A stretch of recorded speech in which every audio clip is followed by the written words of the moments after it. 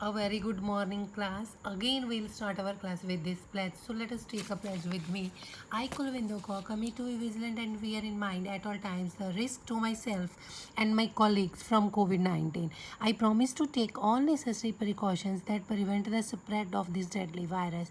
I promise to follow and encourage others to follow the key COVID appropriate behaviors, to always wear a mask, face cover, especially when in public places, to maintain a minimum distance of 6 feet from others, to wash my hands frequently and thoroughly with soap and water. Together we will win this fight against COVID-19. So class, today we'll resume same chapter, the president and the vice president. Today we'll start from legislative powers of the president. What are the legislative powers of the president? The powers to summon and prorogue parliament and dissolve the लोक सभा. तो जो parliament की meetings बुलानी होती है उसको president बुलाता है. प्रेसिडेंट ही क्या कर सकता है? The president has a power to summon and prorogue the house of parliament and to dissolve the Lok Sabha. The power to summon the parliament is subject to the condition that 6 months shall not intervene between the last sitting in one session and the first sitting in the next session. तो दो जो houses की meeting होती है parliament की, उनके दोनों houses में 6 months से ज़्यादा गैप नहीं पड़ना चाहिए. ये भी प्रेसिडेंट ही देखता है. The president has a power to dissolve the Lok Sabha on the advice of the prime minister before the expiry of its full term. The Rajya Sabha is a permanent body not subject to dissolution. तो क्या है कि लोकसभा को dissolve भी president कर सकता है on the advice of the prime minister की एडवाइस के ऊपर. Nomination of members of the parliament MPs. तो पार्लियामेंट में एमपीज़ को भी नॉमिनेट करते हैं president. 12 MPs to the Rajya Sabha and Rajya Sabha from the field in literature, science, social services or art. Or he may also nominate 2 MPs of the Anglo-Indian community to the लोक सभा. और 2 MP Anglo Indian community में से भी लोकसभा के लिए nominate करते हैं जब इनको ये पता चलता है कि ये जो कम्युनिटी है ये इस कम्युनिटी को रिप्रेजेंटेशन नहीं मिली, एडिक्वेट रिप्रेजेंटेशन नहीं मिली. Prior sanction before introducing certain bills. कुछ बिल्स ऐसे हैं जिसके लिए प्रायर सैंक्शन प्रेसिडेंट की लेनी पड़ती है. The president grants prior sanction for the introduction of certain bills. Money bill, a bill for the creation of a new state or a bill for alteration in the territories of the state. तो money bill के regarding और कोई new state create करनी है उसके regarding तो prior sanction लेना पड़ता है प्रेसिडेंट का. नेक्स्ट, टू एड्रेस पार्लियामेंट को जो पहला कमेंसमेंट होती है जो पार्लियामेंट की आफ्टर इलेक्शन, तो वो भी प्रेसिडेंट ही करता है. Assent to legislation. President's assent on a bill is necessary to become a law. He may refuse to give his or her assent or send it back for reconsiderations if it is not a money bill. To issue ordinance. तो ordinance भी कौन issue कर सकता है? President. The president can promulgate an ordinance under the conditions. कब कर सकता है?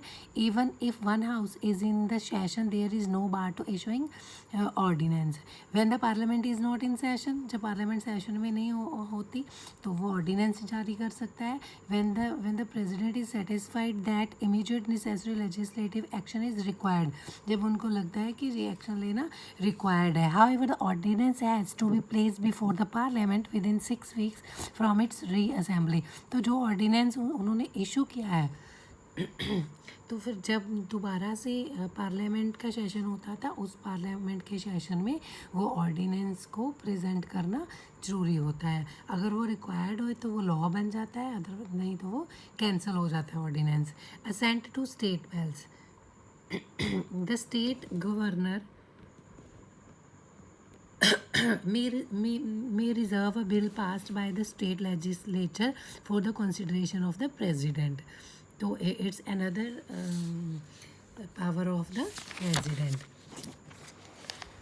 Next, grant of money. No money can be granted to the government without the president's approval. तो प्रेसिडेंट का अप्रूवल हर एक मनी के ग्रांट के लिए ज़रूरी है. इंट्रोडक्शन ऑफ मनी बिल की introduction. A money bill can be introduced in Lok Sabha only with the prior recommendations of the president. Contingency fund. The contingency fund is at the president's disposal. He can make advances out of it to meet any unforeseen expenditure. It must be approved by the parliament. Parliament से approve करवा के ये जो contingency funds होते हैं इसको किसी भी अनफोर्सीन अनहैपनिंग में प्रेसिडेंट खर्च कर सकता है, यूज़ कर सकता है, but it must be approved by the parliament. But parliament की अप्रूवल जरूरी है. कॉन्टीजेंसी फंड्स होते क्या है? An amount kept in reserve to guard against possible losses. In India this fund is created and kept under the contingency fund of India act 1950. तो government का पैसा रखा होता है जिसको हम किसी भी लॉस में यूज़ कर सकते हैं. Finance commission. The president appoints a finance commission after every 5 years. तो फाइनेंस कमीशन की ये को अपॉइंट करते हैं president. It consist of a chairman and 4 members. तो इसमें फाइनेंस कमीशन में क्या होता है? एक चेयरमैन होता है और 4 members होते हैं. It submit its recommendations to the president on specific financial matters. Distribution of the income from the central taxes between the union and the state governments. तो next we have a emergency powers. तो presidents के पास emergency powers भी होती है. national emergency is caused by war, external aggression or armed rebellion in the whole of India or a part of its territory. तो national emergency कोई वार हो जाए, ठीक है, कोई armed rebellion हो, ठीक है, कोई विद्रोह हो पूरी कंट्री में भी और किसी टेरिटरी के पार्ट में भी. Such an emergency was declared in India in 1962 में एक बार हो चुकी है. इंडो चाइना वार के टाइम 1971 में हो चुके हैं. इंडो पाकिस्तान वार के टाइम एंड 1975 में declared by Indira Gandhi to maintain law and order in the country में नेशनल एमरजेंसीज. तो next we have a constitutional emergency. Constitutional emergency. President's rule is the term used in India when a state government is dissolved and is placed under direct federal rule.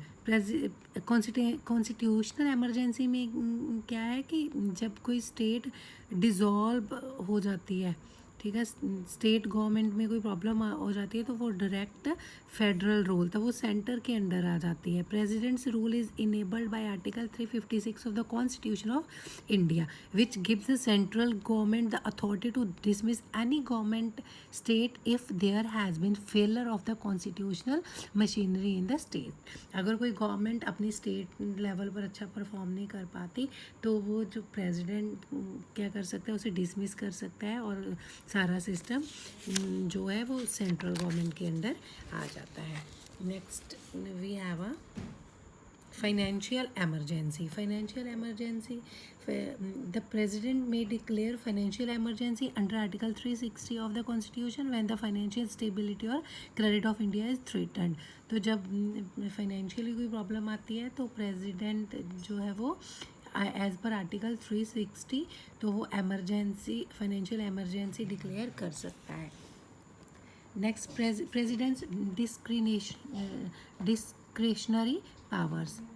इसके अलावा president के पास और कौन सी powers होती हैं? President's role become very important when no single party getting a clear majority, coalition of parties stake their claim to form the government.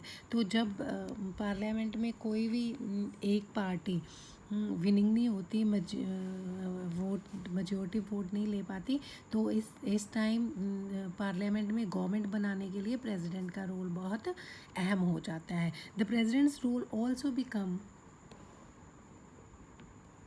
also become very important under the circumstances when a prime minister, after losing the vote of confidence, ask for the dissolution of the house. In this situation, he or she is not bound to act on the advice of the prime minister.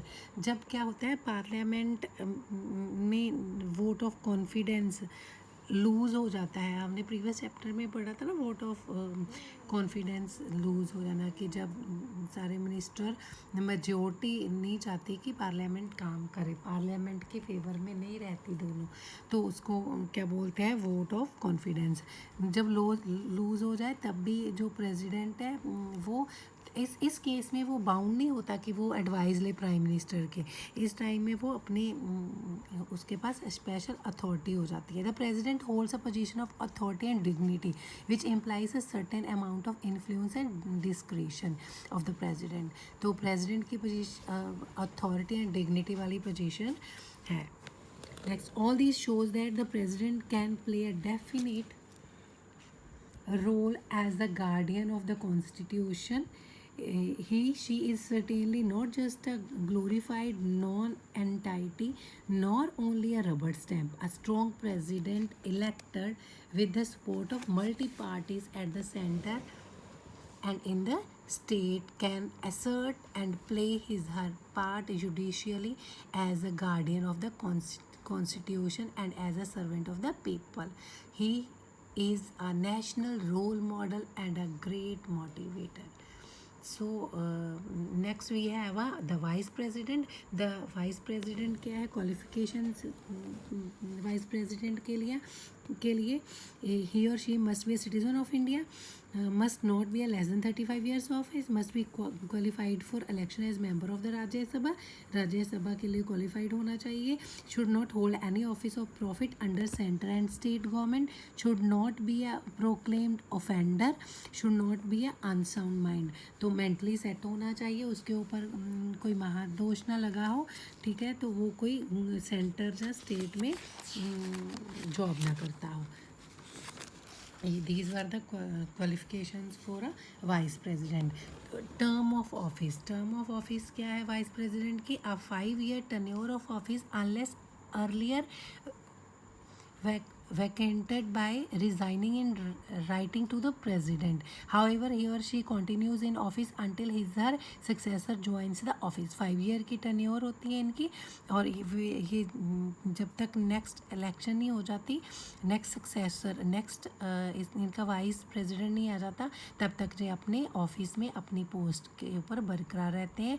But ये bye resigning भी president को अपना resignation letter देकर भी अपनी job को vacant कर सकते हैं।